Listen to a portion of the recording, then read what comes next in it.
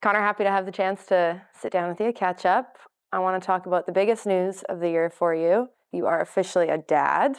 What's it been like adjusting to that while in season?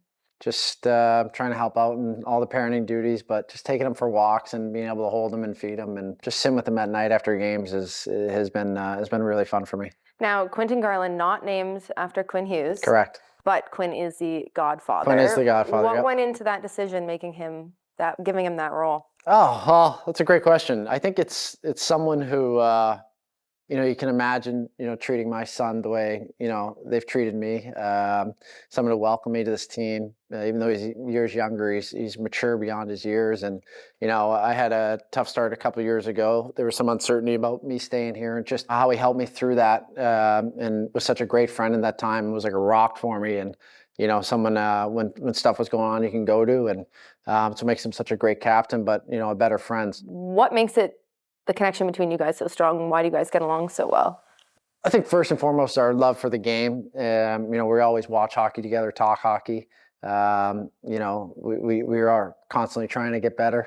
Obviously, he's one of the best players in the world, but for me, just to see how much he cares about his craft and how much better he wants to get. And we spent last summer a couple weeks together, and it's just our friendship's gotten better as the years go on. But I would say the most important thing is, we just always have that to fall back on is hockey. And, it sounds funny, but that's a big part of our life. He has been very complimentary of your game, just saying how well you can carry a line, how passionate you are. What does a guy like Hughes do for your game? Yeah, obviously when he's on the ice, I kind of changed my game a little bit with him. The most obvious time is the goal in Buffalo when a lot of times in overtime, I want the puck and I want to roll up top, and I see that he's on the ice, and I just go skate right to the net and stand at the side of the net and get a free tap in. So he kind of changes the game, and his skating ability, how long he has the puck.